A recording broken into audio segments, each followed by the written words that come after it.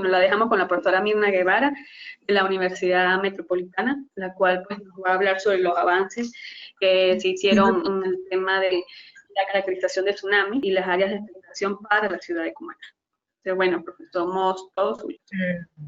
Bueno, mi nombre es Mirna Guevara, egresada de la Universidad Central de Venezuela en el área de física, en educación, y cuando hice la maestría en geofísica, una vez culminadas las asignaturas obligatorias, me llamó mucho la atención este fenómeno que ocurrió en Sumatra y también la amenaza que teníamos en Orientes con aquella información que se generó en una oportunidad acerca de la posible erupción del volcán Quiquenyenin, el volcán submarino. Entonces fueron motivando mi interés. Yo trabajaba en Fumbisis en ese momento y fueron motivando mi interés acerca de un poquito conocer este tema, ¿no? Primero que todo, tengo que decirles que no soy experta, como lo han asumido en tsunami, sino que, bueno, esa fue mi motivación y conseguí realmente una herramienta que me permitió hacer esta simulación numérica, ¿no? Entonces, mi tesis se basó en hacer esa simulación numérica con el objetivo de simular el evento que mejor estaba descrito para la ciudad de Cumaná, porque tenía un informe técnico y podía entonces allí tomar algunos elementos y luego combinándolos con toda la información que uno puede recopilar. Me hubiese gustado contar con estas herramientas que tenemos hoy día, que acaba de escribir muy bien Carlos y su compañera, porque a mí me tocó ir a buscar los mapas en cartografía. Eso es un proceso un poquito lento. Luego conseguir la información del INE fue también bastante laborioso para poder tener información de ese censo que se hizo y que no es la información técnica, pues no es de carácter público. Entonces, bueno, con la ayuda de la profesora Nuri Orihuela, que tenía bastantes relaciones en ese momento, pudimos obtener esos datos para poder desarrollar este trabajo. Fue un trabajo bastante arduo porque no había precedentes de este trabajo. Bueno, no pretende ser tampoco un trabajo muy cerrado, completo, porque deja muchas aristas por atacar, pero se obtuvo un resultado bastante bueno y tanto así que fue utilizado por ustedes poder desarrollar esta herramienta de aplicación excelente. Me parece una herramienta muy, muy útil y muy poderosa.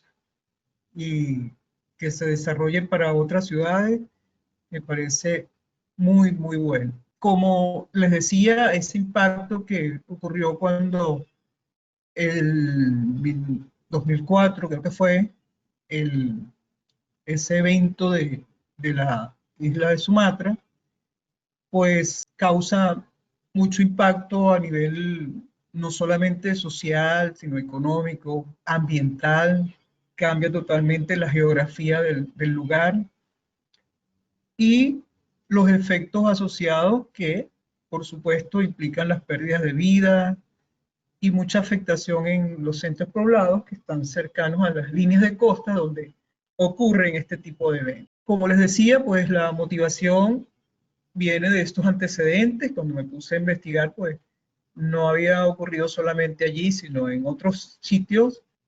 Fue una ardua investigación bibliográfica para conseguir toda esa información y valga la redundancia. Entonces, en Sumatra fue en el 2004.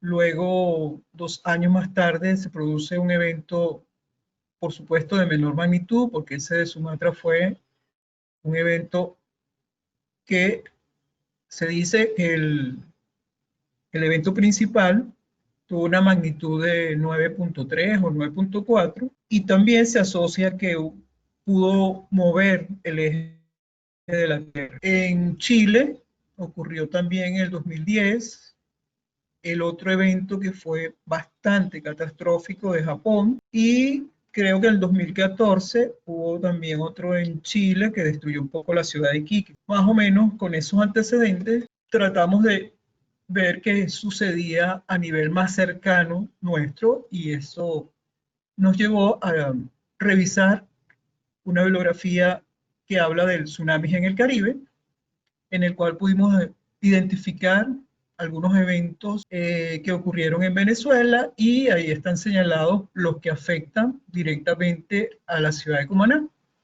Podemos ver que desde 1530 se registra un evento.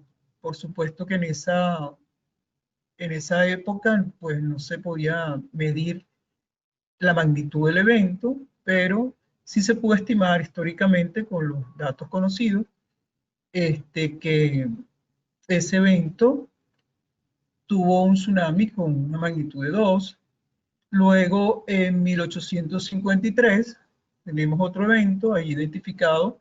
Sí, se le pudo identificar la magnitud, o estimar la magnitud, mejor dicho, y el evento que fue mi objeto de estudio, que fue el sismo del 17 de enero de 1929, al cual se le asignó una magnitud de 6.9, pero varía mucho entre los autores. En el caso de Venezuela propiamente, esta bibliografía de O'Loughlin y Lander del 2003, se pueden identificar eventos para Venezuela, y se reseña que la zona donde se produjo mayor perturbación precisamente es la ciudad de Cumaná. Entonces aquí tenemos los eventos. Entonces allí está identificado el evento objeto de estudio, donde se dice que está, bueno, está la localización. Esta localización geográfica permite entonces escoger la ventana donde se pudo trabajar a nivel de datos geográficos y de topografía, sobre todo, ¿no? Entonces, con toda esa información recopilada, pues el objetivo era hacer esa simulación para el evento del 17 de enero de 1929. Repito, fue el evento que tenía un informe técnico realizado por un ingeniero que creo que francés, por el nombre, y que estaba casualmente en Venezuela, algún trabajo con lo que se denominaba un ministerio de hidrología, de algo así. Y entonces ocurre el evento, él se fue a Cumaná y pudo documentar ese evento, y entonces por eso se consigue ese informe técnico. Entonces el objetivo era hacer esa simulación para ver cuál era el impacto que podía producir si se repetía un evento de este tipo en el momento actual. Bueno, claro, este trabajo se hizo en el 2014. Para ese momento se manejaba la información de población del censo de 2011. Entonces nos planteamos como objetivos específicos que, bueno, toda esa recopilación histórica, luego realizar esos mapas de simulación con las alturas de ola, y posteriormente generar esos mapas de inundación o de huellas de inundación asociados con este evento, y analizando los datos que proporcionó el INE en ese momento para el censo de 2011, estimar cuál podría ser el impacto en la ciudad de Cumaná en los actuales momentos. Entonces, la zona de estudio para el trabajo fue, bueno, en el estado Sucre, la ciudad de Cumaná específicamente. Localizada en el estado Sucre, el municipio Sucre contaba para ese entonces, para el censo del 2011, con una población de 358 1.919 habitantes. Eso representaba el 40% del total de la población del estado Sucre, que para ese entonces era 896.291 habitantes. Y bueno, con el objetivo de estimar el impacto que produciría a la población y a la infraestructura de la zona, la ocurrencia de un evento sísmico con ese potencial tsunamigénico que se produjo en aquel entonces, pero llevándolo a los momentos actuales, con la precariedad que tenemos de las construcciones y todo ese tipo de situación, pues se efectuó este estudio realizando una simulación del evento asociado al sismo y se hizo esta simulación con un programa que es de Japón, proporcionado por Funvisi. Yo tenía, como trabajé en Funvisi, pues tenía relación con ellos. Inicié realmente mi trabajo de investigación con el objetivo de estudiar el Kikenjeni por allá, pero bueno, hubo muchos problemas para conseguir data y ese trabajo lo abandoné y quedó, bueno, quedó ahí en stand-by. También en un taller que asistí en México, le pregunté a un experto sobre ese modelaje para una erupción volcánica. Me dijo que todavía no estaba desarrollado. Entonces, bueno, esas fueron cosas que me hicieron desistir de estudiar ese caso y me dediqué entonces a este otro. Entonces aquí vemos, bueno, tengo que explicarles que de ese evento se escogieron cinco zonas. En el plano de falla se ubicaron esas zonas en la parte superior del plano de falla, en la parte media y en la parte inferior.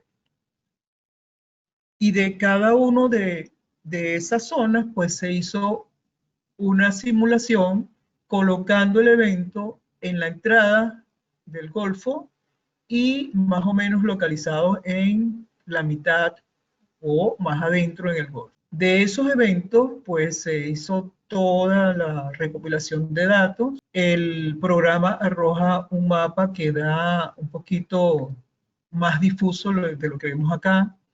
Luego esa información se trabaja con GMT y se obtiene este mapa. Este mapa fue lo que llevamos luego al ortofotomapa para localizar las regiones que podían estar en riesgo, que son estas que están acá.